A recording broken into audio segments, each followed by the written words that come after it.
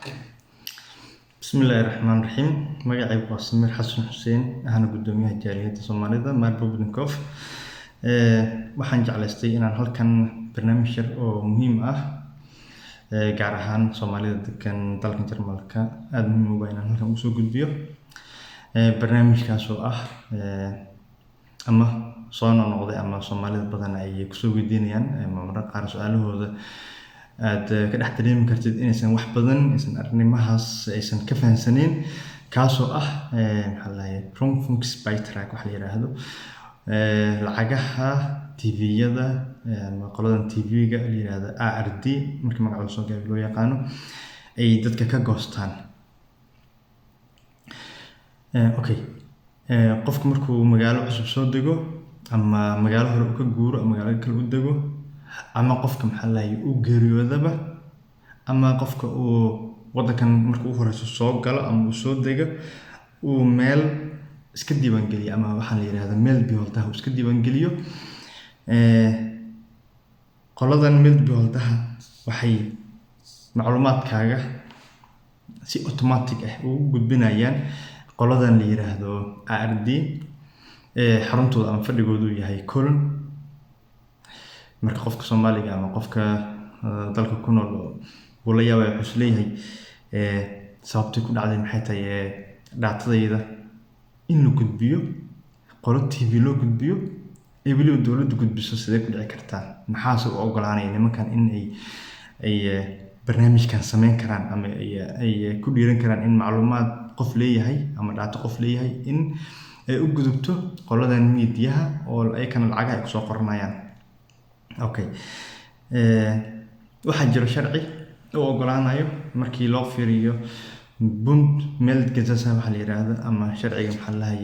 isdiiwaangelinta ee Jarmalka baragraafkiisa 36 iyo baragraafkiisa 38 BMG qodobkaas ayaa ogolaanayo in datadaada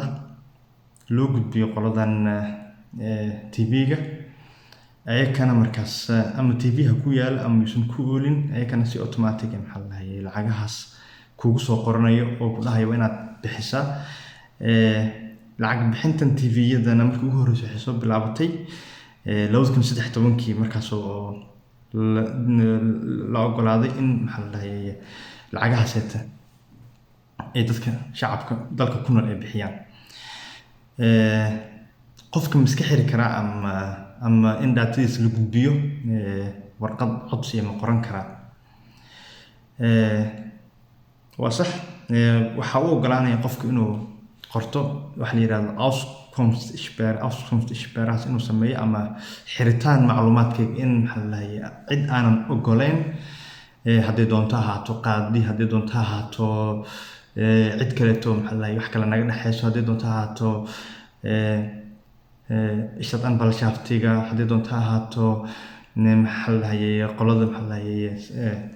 sirdoonka cid doonto ahaato in macluumaadkayga cid loo gudbiyo ma ogoli qofku dhihi karaa. Waxaan u ogolaanaya baragraafka 52 farqadiisa 1 iyo 5 Bund Meldgesetz ayaa u ogolaanaya qofka inuu sameyn karo qofka shakhsiga ah asagoo sababeynayo sababta uu sameynayo waxa la yiraahdo Auskunftssperre asagoo sababeynaya ayuu wuxuu dalban karaa iyo qodobkiisa baragraafka 52 ayuu wuxuu sameyn karaa waxa la yiraahdo Auskunftssperre. Marka hadduu sameeyo Auskunftssperre waxa la yiraahdo ma helaysa miyaa qoladan ayadana su'aal kale meesha ku jirto ma helaysa miyaa qoladan TV-ga ayadana macluumaadkayga haddaan taa waxay la fahansiiyo si automatically ayay marka hore u helayeen macluumaadkaaga haddii tusaale ahaan kale magaalada aad ka guurtid oo magaalada kale aad tagtid macluumaadkaaga haddaad isdiiwaangelisidba si automatically ayaa lagula wadaagayay. Tusaale ahaan oo kaleete dhowrkan maalin ama dhowrkan isbuuc oo isku wada dardaray dadkii magaalada soo wada diiwaangeliyay macluumaadkoodu gaaraya 2,000 oo data ama milyan data gaaraya ayaa automatic waxa loo gudbinayaa maadaama baragraafyada aan soo sheegay ay ogolaanayaan in loo gudbiyo qoladan TV-ga in loo gudbiyo ayaa automatic loo gudbinaya. Laakiin hadda maadaama aad samaysay waxa la yidhahdo Auskunftssperre uma ogolaanayso qoladan Mailed Beholdaha in sidii waagii hore waxa la hayay dhatadaada loogu daldalay nimankaas oo loo siinayay in dhatadaadii loogu gudbiyo ma samayn karayaan maadaama aad samaysay waxa la yidhahdo xiritaan macluumaadkayga inaan xirtaan doonayaan. laakiin hadday ogaadaan qoladan la yiraahdo TV-ga in qofkan macluumaadkiisa waxa la yiraahdo Auskunftssperre inuu sameeyo ogaadaan ayakana sharci kale u ogolaanaya jiro paragraafka 34 BMG ayaa u ogolaanaya ayakana inay waxa la yiraahdo Datenabgleich waxa la yiraahdo inay qofka datadiisa inay marka hore meel bukuga inuu deganaa markii dambena meeshii uu deganaa dambe kama aysan war helin maadaama macluumaadkiisa uu xirtay waxay sameyn karaan waxa la yiraahdo Datenabgleich macluumaadkaaga inay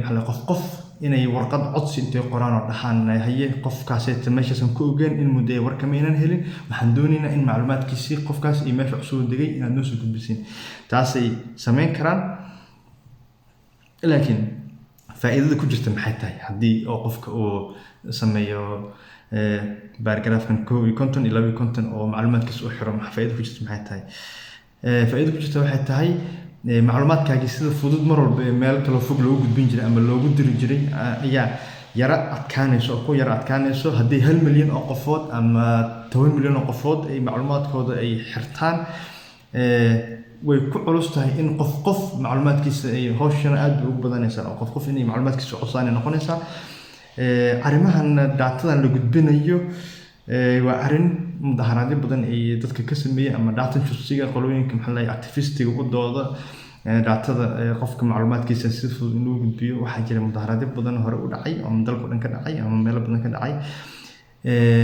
nimankan qoladan ilaa haddana wax badan oo ka soo baxay aysan jirin nimankan la yiraahdo ARD ama qolada TV-ga waxaa badanaa mar walba garab taagan ama ay garab xoogan ka haystaan qoladan siyaasadda oo ayaka naas nuujinaya mar walba inay wax alla wax u baahdaan inay si fudud ku heli karaan. ninka la yiraahdo Tildo Weischer oo u qaabilsan ilaalinta datada gobolka la yiraahdo Schleswig-Holstein ayaa wuxuu ku tilmaamay datadan dadkan macluumaadkooda lala wadaagay qolada ARD wax sharci darro ah oo wax sharciga aan qaabilsaneyn maadaama markii hore heshiiska uu ahaa ama 2013 kadib markii ay arrinkan soo bilowday 2014 waxay soo saareen ama ay yiraahdeen qolada ARD waxaan doonaynaa macluumaadka dadka dalka ku nool oo dhan in loo soo gudbiyo si aan u sameeyno waxa la yiraahdo einmalige Datenabgleich inaan dadka macluumaadkooda aan hal mar aan eegno oo isku fiirino ayaan doonaynaa aan safgareysano waagaas loo gudbiyay macluumaadka haddana 2018 mar labaad haddana soo codsadeen mid la mid ah marka hore waxay dhaheen waa markii ugu horeysay waana markii ugu dambeysay haddana mar labaad soo intay sharciyada wax ka soo bedeleen haddana mar labaad soo la celiyeen haddana dadka macluumaadkooda u baahan oo beholdo walba ama qayb walba magaalo walba ku taalo dalka Jarmalka ka codsadeen hadda waxay keeneen sharci cusub sharcigaasoo si automatic in macluumaadka qofka in loo soo wadaago ay qolada beholdaha la soo wadaagaan ay waajib tahay laga bilaabo 2022 afartii sano mar in qofka macluumaadkiisa loo soo diro si si automatic in lagu soo wadaago si ay macluumaadkaas ay ugu sameeyaan waxa la yiraahdo automation Datenabgleich. okay laakiin haddii oo la sameeyo ama qof walba uu sameeyo waxa la yiraahdo Auskunftssperre wax badan bay ka tari kartaa oo faa'iido u leedahay qofka inuu sameeyo aniga ka sameer ahaan hatta in sameeya ayaan rabaa waana codsi aan u qoran doonaa qolada Mailed Beholdayga magaalada taasoo aan kaga codsan doono in macluumaadkayga Auskunftssperre la sameeyo waxaan rajeynayaa in badan oo Soomaaliya videogan ay ka faa'iido doonaan wixii su'aalo ama wixii markaas faahfaahin inta dheerna insha Allah video dambe ama macluumaadka dambe aan idin kula soo wadaagi doonaa waad mahadsantihiin waxaan rajeynayaa khayr fara badan wassalaamu calaykum waraxmatullaahi wabarakaatuh.